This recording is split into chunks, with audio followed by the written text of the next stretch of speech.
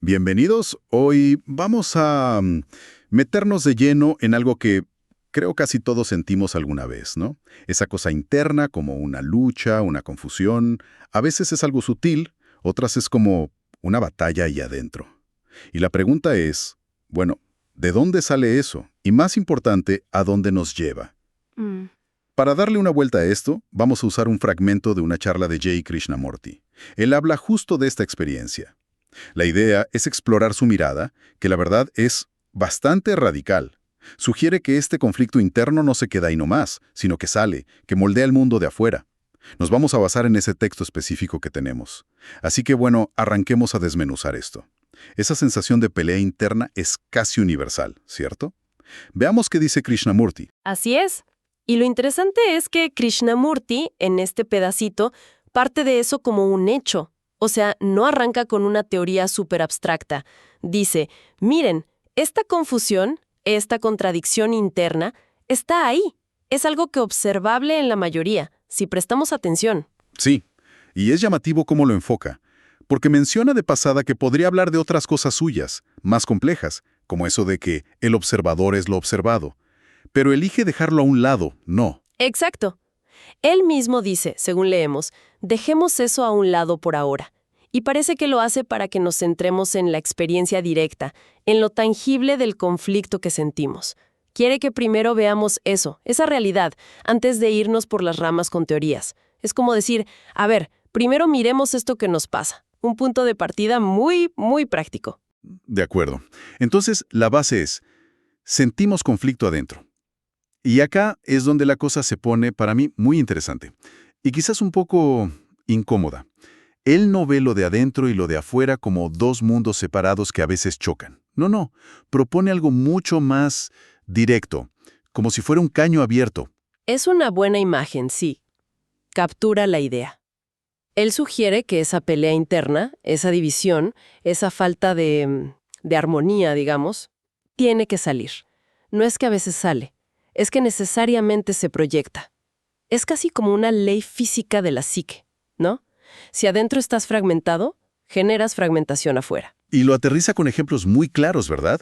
No se queda en lo abstracto. Habla de violencia, de odio, de ese antagonismo que vemos por todos lados. Ajá. Menciona esa sensación de vacío interior que se traduce en hostilidad hacia los demás. O esa necesidad de atacar o de defenderse todo el tiempo, que termina reforzando el nosotros contra ellos. Justamente, pinta un cuadro donde las guerras, la brutalidad, las divisiones sociales no son problemas que flotan por ahí independientes de nosotros. Son, en gran medida, un espejo gigante de esa misma dinámica de conflicto y división que opera dentro de cada uno. Si adentro hay guerra, afuera habrá guerra. Pone el foco muy fuerte en lo individual. Y creo que acá llegamos a una de las ideas centrales de este fragmento. Él postula algo que suena casi como una ley. ¿Sí? Es una afirmación muy fuerte, muy directa. Donde hay división, hay conflicto. Así de simple y así de categórico lo plantea.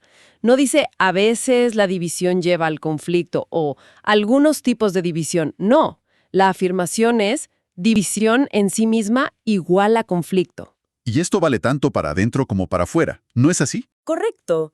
Habla de la división en uno mismo, esa fragmentación interna.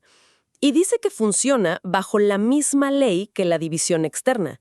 Usa ejemplos para mostrar el principio general de separación entre países, clases sociales, incluso usa frases como gente oscura y gente clara, gente negra y gente púrpura, que hoy suenan quizás simplistas, pero el punto no son los ejemplos en sí, sino ilustrar que cualquier línea que trazamos por ideas, creencias, nacionalidad, lo que sea, crea un nosotros y un ellos. Y esa separación es el caldo de cultivo del conflicto. Es fuerte la idea, porque implica que el problema no es tanto por qué nos dividimos, sino el hecho mismo de dividirnos. Pero, ¿no suena un poco a simplificación excesiva? ¿No hay divisiones que son, digamos, funcionales o identitarias, sin ser necesariamente conflictivas? Pienso en equipos de fútbol, profesiones. Es una pregunta lógica, claro. Si nos atenemos estrictamente a este fragmento, Krishnamurti no parece dar excepciones a su ley. Su foco está en la división psicológica, ¿sabes? Esa identificación con un grupo que define a otro como el otro, pero en un sentido fundamental, existencial casi. Esa es la que para él inevitablemente genera fricción. Podríamos pensar que él distinguiría entre una división funcional, roles distintos, por ejemplo, y una división psicológica que crea antagonismo. Pero en el texto que analizamos, la afirmación es tajante. La división, como principio de separación, es la raíz. Parece señalar un mecanismo muy profundo de la mente humana. Identificarse con una parte implica excluir y potencialmente oponerse a otra. Entiendo. La clave es esa división que crea la barrera psicológica del otro. Bueno, pero Krishnamurti no se queda solo en exponer esta teoría. Hace algo más, ¿no? Lanza como un desafío. Él nos pregunta básicamente, bueno, escuchamos todo esto, la conexión interno-externo, la ley de la división, ¿y qué hacemos? ¿Lo guardamos como una idea interesante más? ¿Un concepto para el archivo mental? ¿O realmente estamos viendo ahora mismo nuestro propio conflicto, nuestra propia división interna funcionando? ¿Vemos cómo se manifiesta? Es como la diferencia entre leer la descripción de un sabor y probarlo realmente, ¿no? Krishnamurti insiste en que probemos nuestra propia experiencia de conflicto, que no nos quedemos con la descripción, por lógica que parezca. Muy buena analogía. Él recalca que la diferencia entre entender con la cabeza y percibir directamente es vital. A sentir y decir, sí, claro, tiene sentido, no cambia nada fundamental, según él. La transformación, si es que ocurre, solo vendría de esa percepción directa, de ese ver el hecho del conflicto operando en uno mismo. Ahora, no como un recuerdo, no como teoría, como algo vivo. Pero eso de ver el hecho directamente, suena complicado, bastante abstracto, la verdad.